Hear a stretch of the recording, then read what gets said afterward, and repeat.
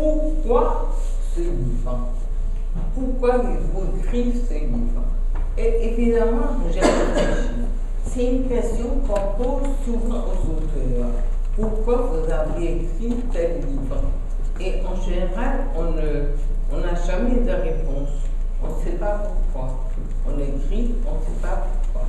Mais là, j'ai trouvé deux réponses que je vais essayer de partager avec vous. La première réponse, c'est qu'on avait un peu marre de l'image que les médias, surtout en France, donnaient de moi. Écrivaine militante, écrivaine féministe, première présidente du comité pour l'éloignement de l'esclavage, très politisée, qui avait une passion pour l'Afrique, qui avait une passion pour les grandes causes. Et en vérité, il m'a semblé que c'était faux. Pour arriver à avoir une opinion et sur l'Afrique et sur le monde général, il m'a fallu beaucoup de temps. Un temps fou. Et je crois, et je ne sais pas si on peut dire avec fermeté que je suis féministe. Non, je ne crois pas.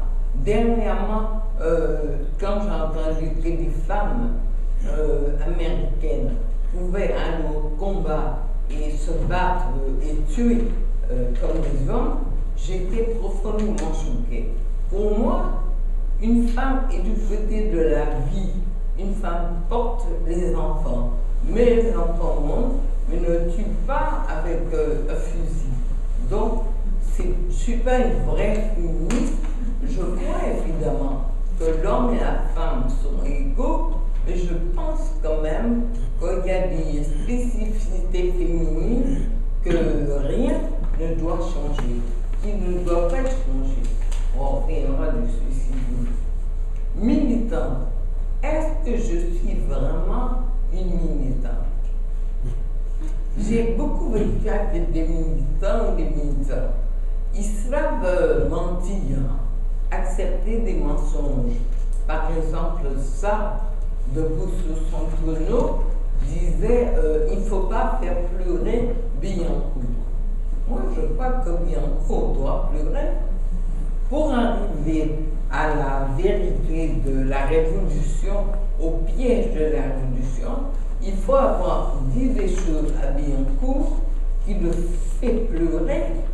La vérité, le changement, la révolution ne se font pas avec des mots pieux, des vérités bien pensantes. Donc, je ne sais pas si je suis une vraie militante. D'ailleurs, la preuve est que dans tous les partis auxquels j'ai adhéré, j'ai toujours été un peu considéré comme un trouble-fête, quelqu'un qui était assez emmerdant et qu'on avait toujours envie de faire taire. En Guadeloupe, surtout, il y avait un parti auquel j'appartenais, auquel j'appartiens toujours, le parti des dépenses de la Guadeloupe. Il y avait des fois où on trouvait que j'étais un peu gaspillée et que j'aurais mieux fait de garder ma bouche fermée. Bon. Ensuite, par exemple, on dit Marie Scondé, première présidente du comité pour l'éloignement de l'esclavage. On en fait tout un plat. Mais les raisons pour lesquelles j'ai accepté sont confuses. D'abord, je me suis dit, si je ne l'accepte pas, ce sera un Martiniquais qui va. Donc, il vaut mieux dire oui. Et deuxième raison importante à mes yeux, mes parents n'avaient jamais attaché d'importance à l'esclavage. Moi non plus. J'avais grandi dans les milieu total. L'esclavage, pour moi, c'était le passé. Oui, d'accord, les gens avaient souffert, avaient quitté l'Afrique, mais enfin, il y avait très longtemps. Donc finalement, j'ai dit oui pour me forcer à faire quelque chose en quoi je ne crois mais qui importait beaucoup pour les autres. Donc, ce n'est pas du tout une foi, une adhésion. Au contraire, c'était un défi que je balançais à moi-même. Et quand il a fallu me débarrasser du comité, je me suis dépêchée de le faire et j'ai donné le bébé à François Vergès, mon ami, qui adore ce genre de choses, et qui est excellent président, alors que moi j'étais plutôt nulle, il faut le reconnaître.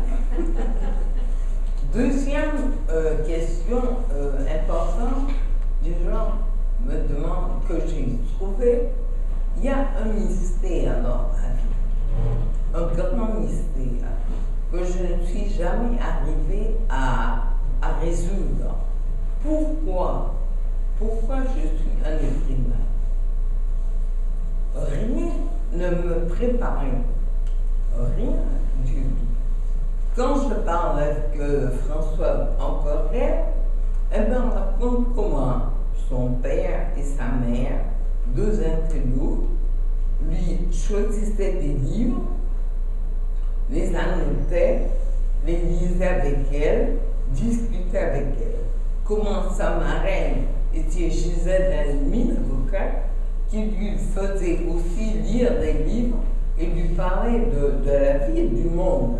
Donc, elle était préparée par sa famille à être intello, écrire, réfléchir. Moi, ce n'est pas du tout le cas. Mon père avait beaucoup de livres. Il commandait ses livres avec du savon et des vins à une maison de Bordeaux. Il ne disait jamais. Il les numérotait, il les mettait dans une belle salle, bibliothèque, où il n'entrait jamais. Les seules personnes qui rentraient dans cette salle et qui lisaient les livres, c'était mon frère et moi. Et on lisait n'importe quoi. Je me rappelle, j'avais 10 ans, j'ai lu un livre de Victor Hugo, Le roi Samuel. C'était un roi qui avait violé une fille et qui après l'a fait laisser tomber. Pas du tout une lecture pour l'enfant de 10 ans. Pas du tout. Après, je me rappelle ce que j'avais adoré, c'est un livre de Mauriac, Le Sagouin.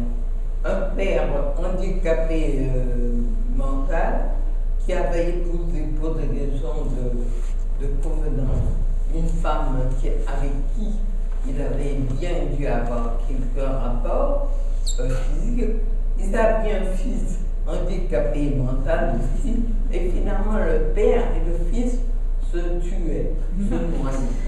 Pas une histoire pour un enfant de 10 ans, mais j'adore.